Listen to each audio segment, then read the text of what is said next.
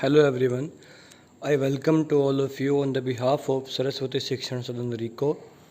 Admissions are open for the session 2020-2021. Thank you. Today we are going to study chapter number 12 electricity of class 10th in resistance, resistivity, combination of resistances. Thank you. Good morning, good afternoon भी कर सकते हैं time के according जब आप video देख रहे हैं। Class 10th, hello everyone, this is Pankaj Matoriya from Saraswati Shikshan सदनरिको. Today we are going to start our chapter number 12. Number is name is electricity of class 10th. In this chapter, today we are going to start some topics, discuss some topics, and name of topics is number first is resistance, number second factor on which resistance of a conductor depends, number third resistivity, number 4 combination of resistors, and combination of resistors में resistors in series and resistors in parallel.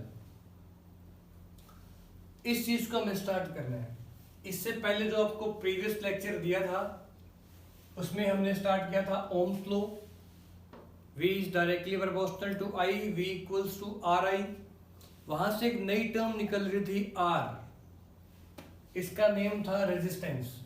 जब हमने Ohm's law की हम बात करेंगे V is equals to IR, यहां से R की वैल्यू आ रही थी V ओवर I. हमने उस लेक्चर में R को डिस्कस किया था. R को हमने क्या बोला था?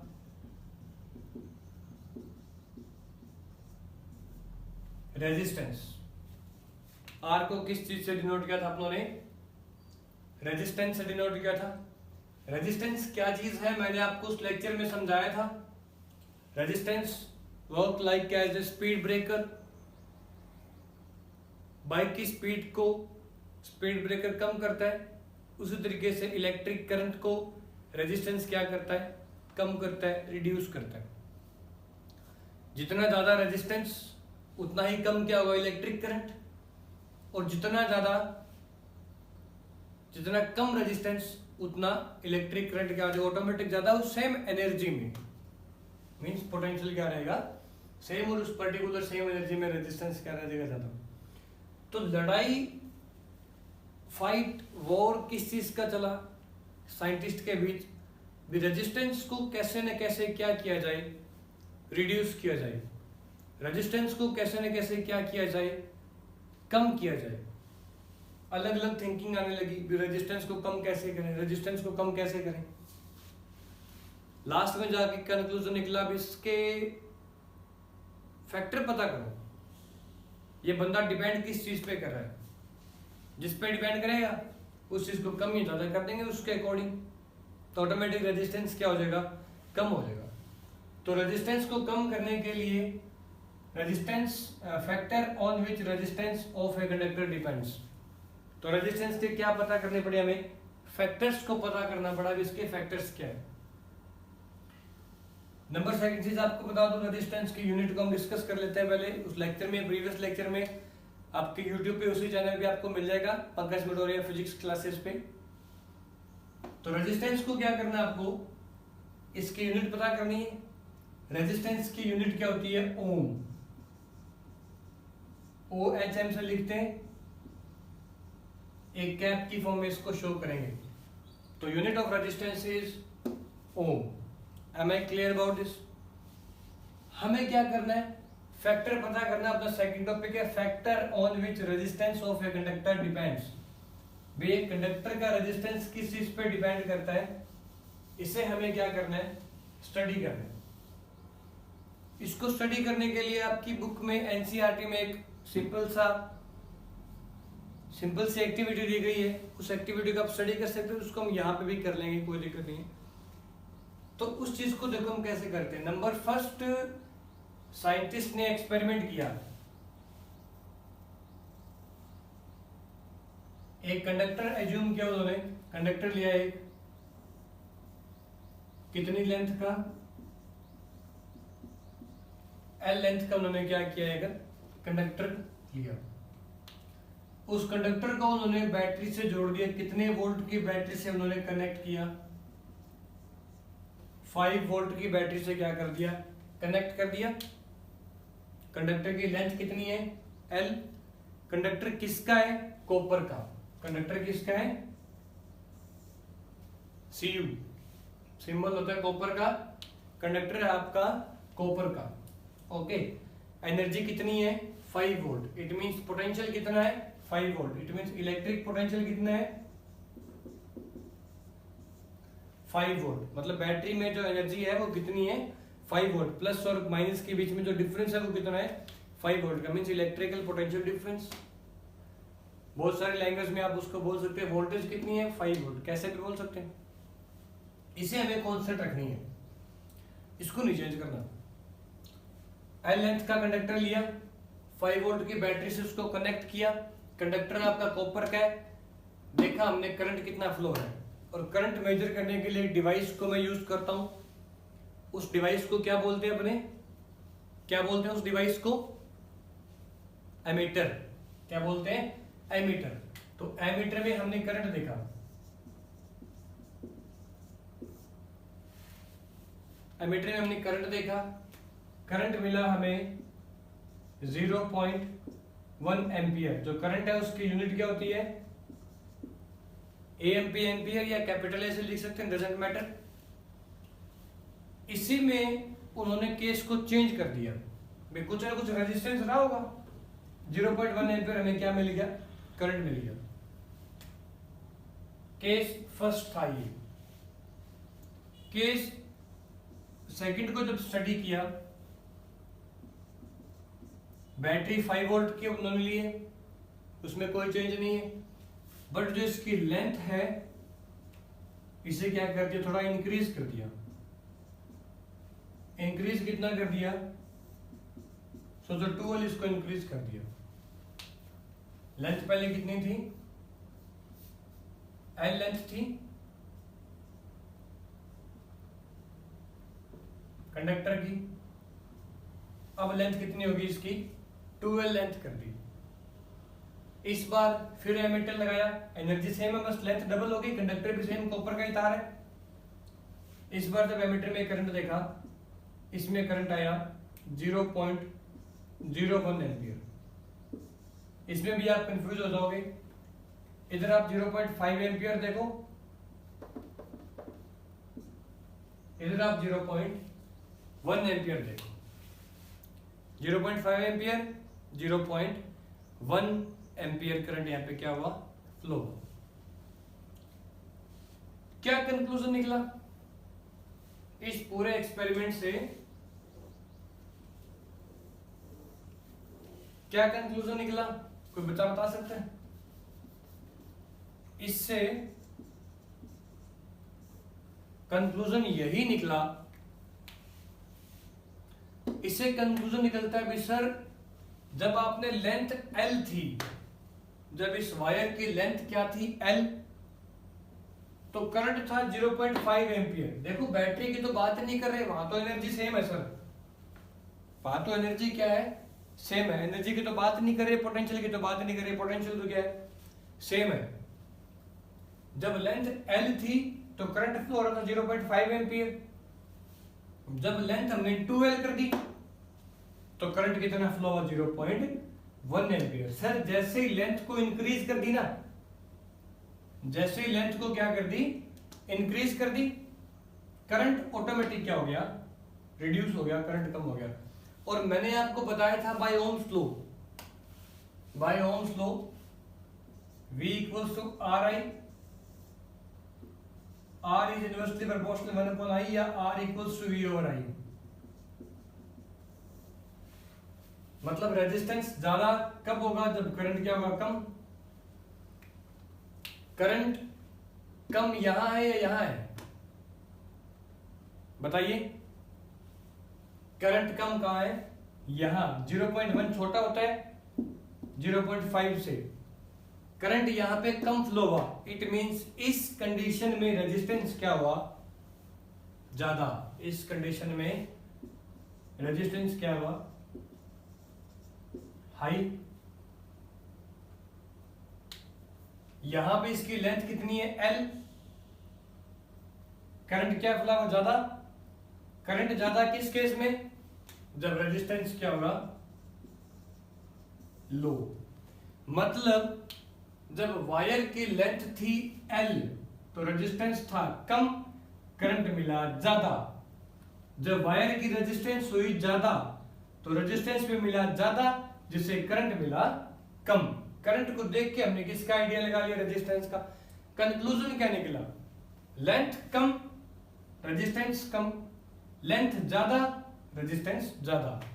तो लेंथ जब कम होती है तो रेजिस्टेंस कम हो जाता है, लेंथ जब ज्यादा होती है रेजिस्टेंस ज्यादा हो जाता है। मींस कम तो कम, ज्यादा तो ज्यादा। ऐसे रिलेशन को क्या कहते हैं, डायरेक्टली प्रोपोर्शनल। ऐसे रिलेशन को क्या कहते हैं, डायरेक्टली प्रोपोर्शनल। इससे कंक्लूजन ये निकला, R is directly proportional to L। समझ में आ रही है, R is directly proportional to L।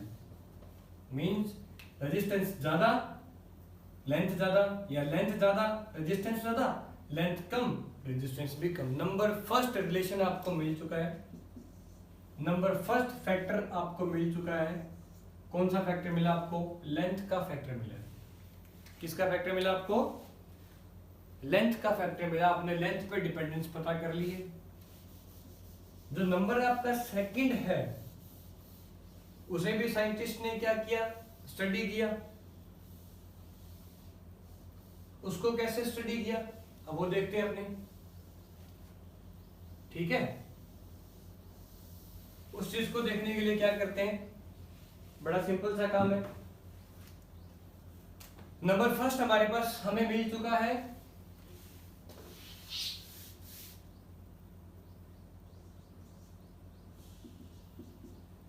Number first हमारे पास रिलेशन बन चुका है, R is directly proportional to L।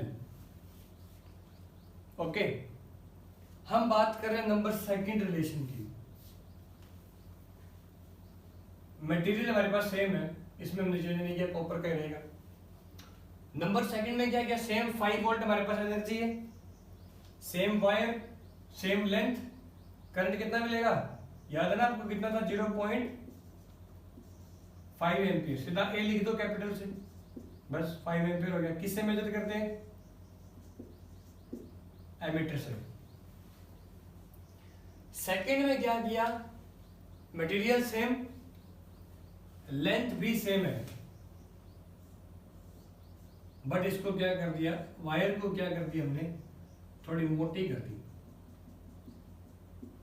Wire को क्या कर दी, मोटी कर दी। वायर की जो थिकनेस है इसको इंक्रीज कर दी। यहां देखो थिकनेस कम थी, यहां थिकनेस क्या ज्यादा। बेस्ट एग्जांपल क्या लोगे इसका, बाहर बिजली वाली तारें लगी है, इतनी मोटी मोटी तार होती है। अपने फोन की चार्जर की तार भी होती है, वो पतली तार होती है। दोनों में क्या फर्क है, बस ये आपका क्वेश्चन हो गया। ये चीज क्या है, लेंथ क्या है इसकी, L सेम पड़ी है, कोई दिक्कत नहीं है। जब हमने ये किया, ऐसा कुछ केस किया, इसके अंदर ऐसा करते ही करंट क्या फ्लो हो गया, 0.8 एम्पियर। लो कर लो बात, करंट इंक्रीज हो गया। लगाइए आइडिया कैसे हुआ, जब लेंथ L, लेंथ तो सेम ही है, सॉरी लेंथ तो क्या है, सेम ही है, एनर्जी सेम है, इलेक्ट्रिकल पोटेंशियल सेम है, वोल्टेज सेम है बैटरी की। जब थिकनेस कम, जब थिकनेस कम तो करंट भी कम। करंट कम एक ही केस में, जब रेजिस्टेंस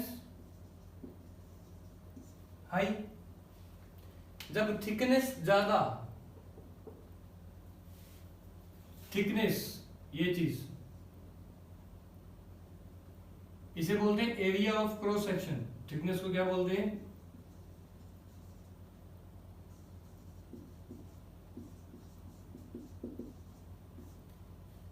ये होता है ये एरिया ऑफ क्रॉस सेक्शन। इसमें से कितने इलेक्ट्रॉन्स मूव कर रहे हैं, करंट फ्लो कराने के लिए कितने इलेक्ट्रॉन्स इस वायर में से निकल रहे हैं, ये होगी थिकनेस। इसकी थिकनेस यानी कि area of cross section, area of cross section कम तो करंट भी क्या कम, इसका मतलब रेजिस्टेंस क्या ज्यादा। Area of cross section a, denote किससे करते हैं a, area of cross section a ज्यादा, करंट भी क्या ज्यादा। किस केस में रेजिस्टेंस कब होगा, जब तो ही तो करंट ज्यादा फ्लो होगा ना। तो एरिया ऑफ क्रॉस सेक्शन कर दिया ज्यादा, इट मींस करंट क्या हो गया ज्यादा। एरिया ऑफ क्रॉस सेक्शन कर दिया कम, इट मींस करंट भी क्या हो गया कम। ओके, तो ये था आपके एरिया ऑफ क्रॉस सेक्शन पर डिपेंडिंग। तो जो नंबर सेकंड जो हमें रिलेशन मिला, R is inversely proportional to area of cross section. ठीक है, हमें कितने रिलेशन मिल गए, यहाँ से 2 रिलेशन मिल गए। नंबर फर्स्ट था R is directly proportional to L, number second है R is inversely proportional to area of cross section. ठीक है, इसके बाद हमने क्या किया, इन दोनों को कंबाइन किया। Combining equation number first and equation number 2, we have R directly proportional to L और इनवर्सली प्रोपोर्शनल टू A। इन दोनों को हमने क्या कर दिया, कंबाइन कर दिया। जैसे इन दोनों को कंबाइन करेंगे उसके बाद में जो नई इक्वेशन बनेगी वो क्या बनेगी, R इस डायरेक्टली प्रोपोर्शनल टू के साइन को रिमूव करेंगे तो equal to rho L by A। आपको पता है रो क्या है, rho is a constant and it is known as constant of proportionality, it is known as resistivity. क्या बोलते हैं इसको, रेजिस्टिविटी ऑफ ए मटेरियल। तो rho is a proportionality constant and it is known as resistivity of a material. तो मैं इसको लिख देता हूं, resistivity of a material. Okay, material पे डिपेंड करता है, रो की जो रेजिस्टिविटी है वो ज्यादा होगी या रेजिस्टिविटी ऑफ ए मटेरियल कम होगी। ओके, अब रो के बारे में हमने स्टडी कर लिया, तो रो नई टर्म निकली यहां से रेजिस्टिविटी। अब इसके यूनिट्स को भी पढ़ना पड़ेगा और रेजिस्टिविटी की डेफिनेशन को भी देखते हैं। ओके, डेफिनेशन तो सिंपल है, रेजिस्टिविटी डिपेंड करती है मटेरियल पे। कोई भी मटेरियल है, कॉपर की रेजिस्टिविटी अलग होगी, आयरन की रेजिस्टिविटी अलग होगी, गोल्ड की रेजिस्टिविटी अलग होगी, सिल्वर की रेजिस्टिविटी अलग होगी, plastic even known as insulators, इसकी भी रेजिस्टिविटी क्या होगी अलग होगी। तो different resistivity of a different material. Resistivity का फॉर्मूला क्या बनेगा, हाँ ये चीज सही है, इस चीज को अपन देख सकते हैं। हमने जब रेजिस्टेंस को स्टडी किया था तो R is equal to rho L by A study किया था, गॉट इट। यहां से रो का फॉर्मूला बनाओ, जब यहां से रो का फॉर्मूला बनेगा तो R into A by L, ये हो गया आपका रेजिस्टिविटी का formula. It is directly proportional to resistance, it is directly proportional to resistance. Okay, resistance के क्या है, वो डायरेक्टली प्रोपोर्शनल मींस किसी मटेरियल का रेजिस्टेंस अगर ज्यादा है तो उसकी रेजिस्टिविटी भी क्या होगी, नॉर्मल सी बात है ज्यादा होगी। उसका रेजिस्टेंस क्या है, कम है, तो उसकी रेजिस्टिविटी भी क्या होगी कम होगी। रेजिस्टिविटी के यूनिट तो देखो, यूनिट ऑफ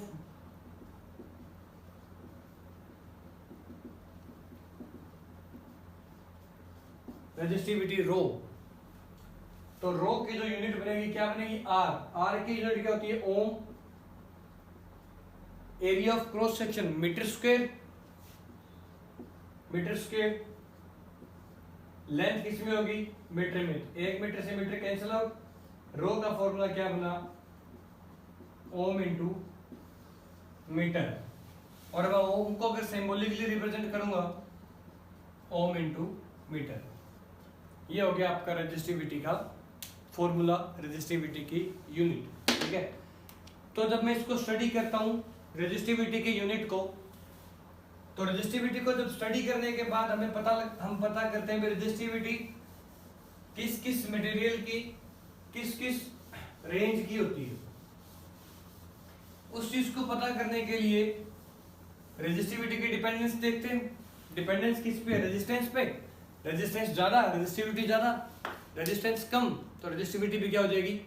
कम हो जाएगी। ओके, तो नेक्स्ट हमारा था रेजिस्टिविटी, हमने कंप्लीट कर लिया। रेजिस्टिविटी के कुछ 2-3 यूजेज है वो देख लेते हैं भाई, किसकी रेजिस्टिविटी ज्यादा होती है, किसकी रेजिस्टिविटी क्या होती है?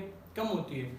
एलॉय नहीं है ये इंसुलेटर्स है। तो इंसुलेटर की जो रेजिस्टिविटी है, अच्छा रेजिस्टिविटी को पता करने के लिए पहले रेजिस्टेंस का पता करो। रेजिस्टेंस किस चीज का ज्यादा? इंसुलेटर का ज्यादा होता है, उसमें करंट फ्लो नहीं हो सकता। प्लास्टिक में कौन सा करंट फ्लो होता है? Plastic is insulator. इंसुलेटर का रेजिस्टेंस ज्यादा, इट मींस इंसुलेटर की रेजिस्टिविटी भी क्या होगी? ज्यादा। किस रेंज की होगी? 10 power 12 to 10 power 18 ohm into metre. Resistivity of, बोलो, इंसुलेटर इतनी ज्यादा होती है। बात भी सही है। Resistivity of conductor 10 power -2 to 10 power -8 ohm into metre, बहुत कम होती है। क्योंकि कंडक्टर क्या होता है? गुड कंडक्टर करंट फ्लो करवाता है, अच्छा करंट फ्लो करवाता है, उसका रेजिस्टेंस क्या होता है? कम होता है। मींस रेजिस्टिविटी भी क्या होगी? कम। और कितनी कम? बहुत कम। ठीक है। नंबर 3 आता है सेमीकंडक्टर। इन दोनों के बीच की रेजिस्टिविटी होती है सेमीकंडक्टर्स की। सेमीकंडक्टर मतलब मेटल भी बना सकते हैं अपने हिसाब से, और अपने हिसाब से उसको कंडक्टर भी बना सकते हैं। It's known as semiconductor. तो ये था आपका रेजिस्टिविटी के बारे में भी। रेजिस्टिविटी क्या चीज है? बेसिकली 10th क्लास में रेजिस्टिविटी इतना ही है। तो 3 टॉपिक कंप्लीट हो चुके हैं। Resistance, factor on which resistance of a conductor depends, and number 3 is resistivity. ठीक है। नंबर 4 आता है कॉम्बिनेशन ऑफ रेजिस्टेंस। इससे हमने क्यों किया? साइंटिस्ट कहते हैं रेजिस्टेंस और किस तरीके से कम हो सकता है। रेजिस्टेंस जो है और किस किस तरीके से कम हो सकता है। तो बहुत तरीके हैं। रेजिस्टेंस को जोड़ के देख लो, रेजिस्टेंस इन सीरीज जोड़ के देख लो, और रेजिस्टेंस को किस में जोड़ लो? पैरेलल में जोड़ लो। तो क्या पता रेजिस्टेंस कम ही हो जाए। जैसे घर में सर्किट लगे हुए अपने, फैन ऑन है, ट्यूबलाइट्स ऑन है, तो ये ट्यूबलाइट, फैन, एसी सारे क्या है? अपने आप में रेजिस्टर्स है। सारे क्या अपने आप में रेजिस्टर्स है। इन रेजिस्टर्स को किस में जोड़े भाई? करंट में क्या मिले? अल्टीमेटली ज्यादा मिले। उस सेम एनर्जी में करंट क्या मिले? ज्यादा मिले। सीरीज में जोड़ के देख लो, पैरेलल में जोड़ के देख लो, जोड़ के देखना पड़ेगा। ठीक है। तो पहले मैं सर्किट बना रहा हूं। अपने स्टार्ट करें combination of resistors. First of all we are going to start resistors in series. तो जो फर्स्ट हमारा टॉपिक है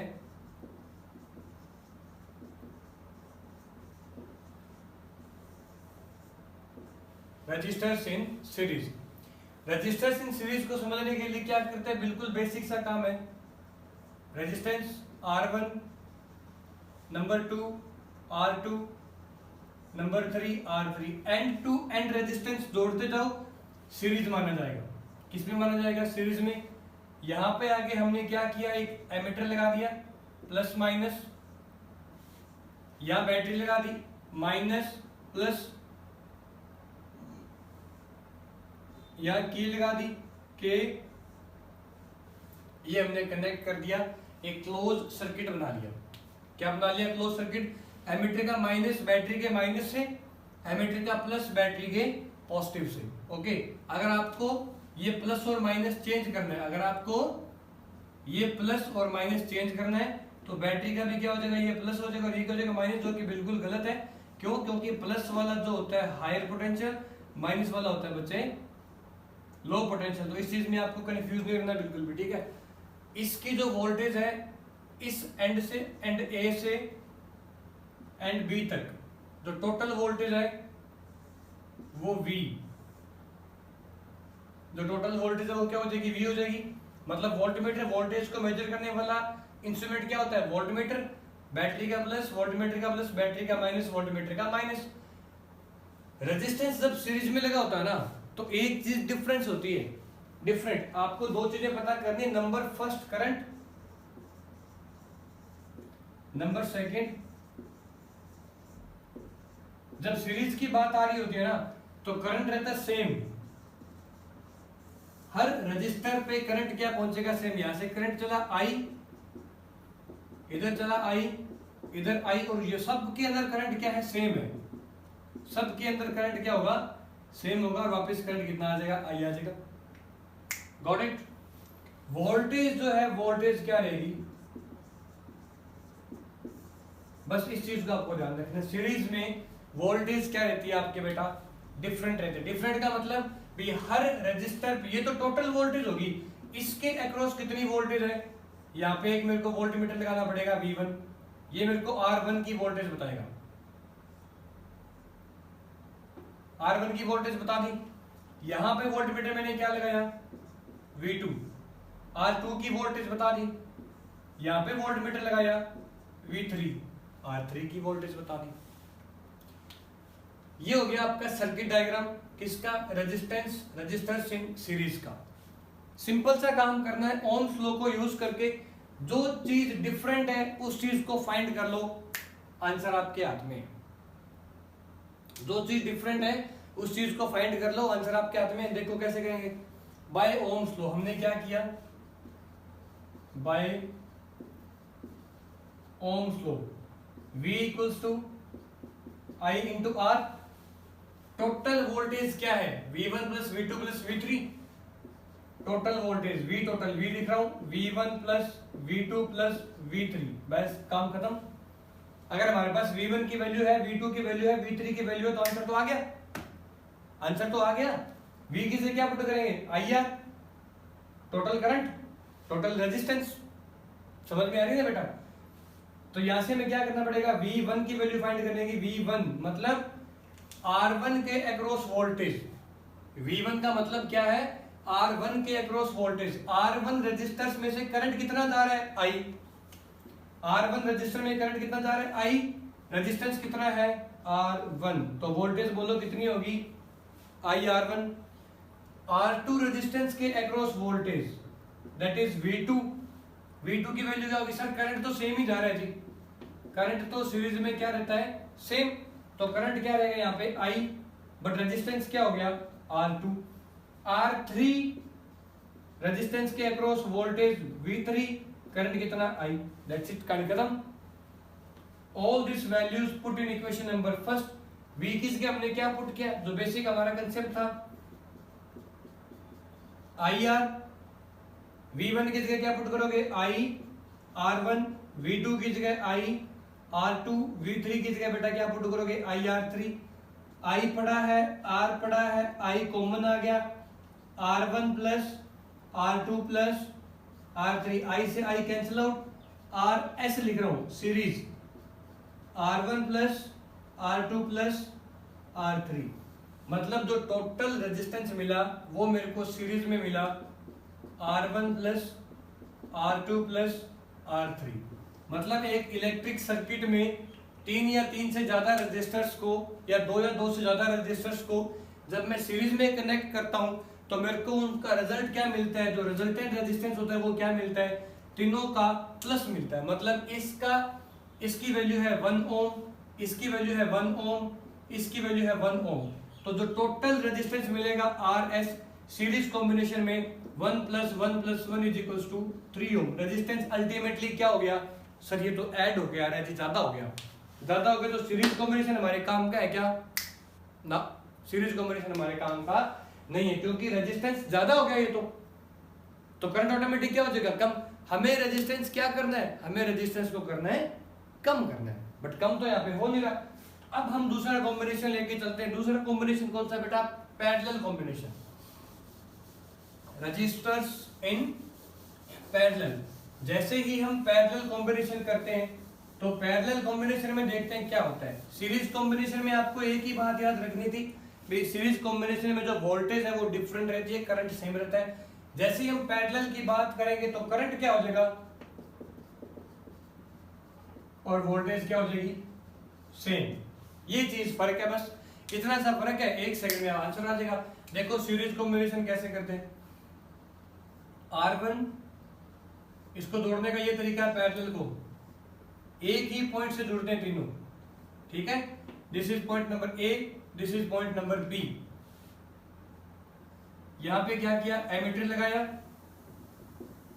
बैटरी लगाई, की लगा दी, और ये इनके अक्रॉस वोल्टेज हमेशा क्या रहती है, सेम। इसके अक्रॉस वोल्टेज क्या रहेगी, सेम रहेगी। इस रेजिस्टेंस का नेम क्या है, R1, R2, R3। तीनों रेजिस्टर्स का नेम क्या है, R1, R2, R3। ओके, अब हमें क्या करना है, तीनों के अक्रॉस जो करंट है, तीनों के अक्रॉस जो करंट है, उस करंट की वैल्यू क्या रहेगी, अलग अलग। मतलब रेजिस्टर R1 में जो करंट जाएगा वो आपका जाएगा I1, R2 में जाएगा I2, R3 में जाएगा बेटा I3। तीनों में करंट गया, डिफरेंट डिफरेंट डिफरेंट क्या हो गया, तीनों के अंदर करंट फ्लो हो गया। ओके, बैटरी का पॉजिटिव, एमीटर का पॉजिटिव, बैटरी का नेगेटिव, एमीटर का नेगेटिव, बैटरी का पॉजिटिव, वोल्टमीटर का पॉजिटिव, बैटरी का नेगेटिव, एमीटर का नेगेटिव। ओके, ये आपका बन गया रेजिस्टेंस इन पैरेलल। क्या बन गया, रेजिस्टेंस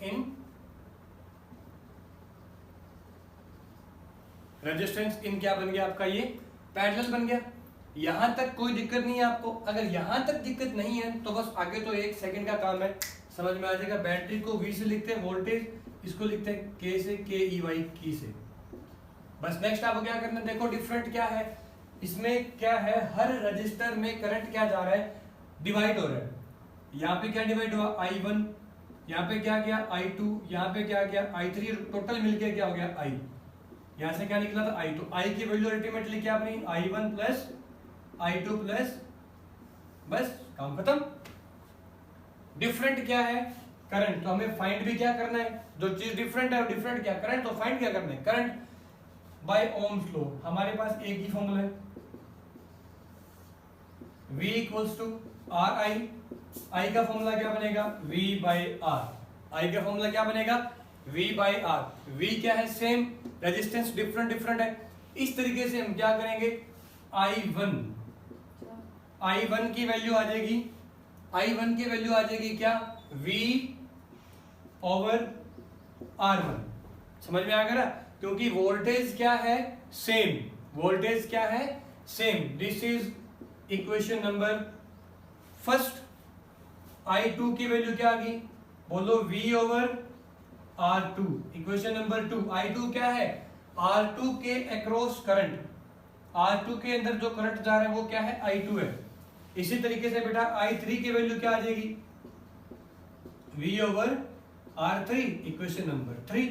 बस टोटल करंट कितना है, टोटल करंट कितना करोगे sir, I is equal to I1 plus I2 plus I3। I का फॉर्मूला क्या बना था, ये रहा V ओवर R। तो V by R is equal to V by R1, V by R2, V over R3। क्या कॉमन आ जाएगा यहाँ से, आपके पास V कॉमन आ गया, 1/R, V कॉमन आ गया, 1/R1, 1/R2 और 1 में क्या लिखा आपने, R3। V से V कैंसिल आउट हो गया। तो हमारे पास जो फाइनल रिजल्ट है वो फाइनल रिजल्ट मिला R equals to 1/R is equals to 1/R1 plus 1 में R2 प्लस 1 में R3। इसको RP लिख दो। ये बना आपका टोटल रेजिस्टेंस या इक्विवेलेंट रेजिस्टेंस इन पैरेलल। ये था आपका equivalent resistance in parallel. 1 second में आपको समझ में आ गया, ठीक है। रेजिस्टेंस इन पैरेलल लगाया, ऊपर नीचे ऐसे, हर एक के अंदर करंट क्या होगा, डिवाइड हो गया। करंट डिवाइड हो गया मींस करंट डिफरेंट हो गया। जो चीज डिफरेंट है वही चीज आपको क्या करनी है, फाइंड करनी है, ठीक है। तो ये था आपका रेजिस्टर्स इन पैरेलल। दोनों में एडवांटेज क्या है, दोनों में कौन से सर्किट हम घर में लगाएं, किस में लगाएं, सीरीज में लगाएं या पैरेलल में लगाएं, इन चीज में क्या चीज है, इनके एडवांटेजेस क्या है। आज का ये लास्ट टॉपिक है, advantages of resistors in series और रेजिस्टर्स इन पैरेलल। मैं इन दोनों के फॉर्मूला लिख रहा हूँ।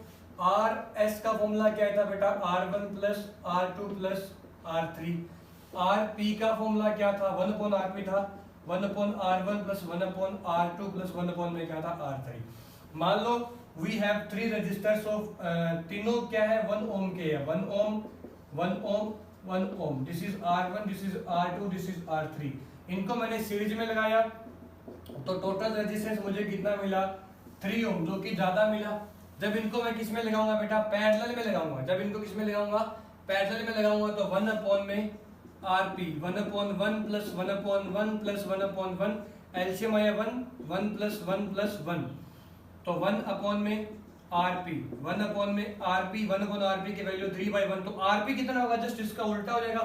तो RP की जो वैल्यू आएगी, ये आपको बहुत चीज ध्यान रखनी है, 1/3 हो। तो बताओ 1, ये तो 3 हो गया, एक हो गया 0.33 ओम, तो 3 ज्यादा या 0.03 ज्यादा, 3 ज्यादा, और ये बहुत ज्यादा हो गया। इट मींस जो रेजिस्टेंस है हम पैरेलल में लगाएं कि सीरीज में लगाएं, सर नॉर्मल सी बात तो दिख ही रहा है, पैरेलल में लगाओ तो this is known as resistance of series and resistance in parallel. तो अपने घर में जितने भी सर्किट है ना, जितने भी इलेक्ट्रिकल इंस्ट्रूमेंट्स है, सारे के सारे किसमें लगे हुए हैं, पैरेलल में लगे हुए हैं। क्यों लगाए, क्योंकि उनका रेजिस्टेंस क्या हो गया, ऑटोमेटिक कम हो गया। ये कॉम्बिनेशन ही ऐसा है, इस कॉम्बिनेशन की वजह से रेजिस्टेंस क्या हो जाता है, कम हो जाता है। जैसे कि करंट मेरे को क्या मिलेगा, ज्यादा मिलेगा उसी सेम एनर्जी में। ठीक है, तो ये था आपका लास्ट टॉपिक। इसके बाद एक टॉपिक रह गया heating effect of electric current. ठीक है, वो टॉपिक अपने नेक्स्ट लेक्चर में स्टडी करेंगे। Thank you very much class 10th, thank you.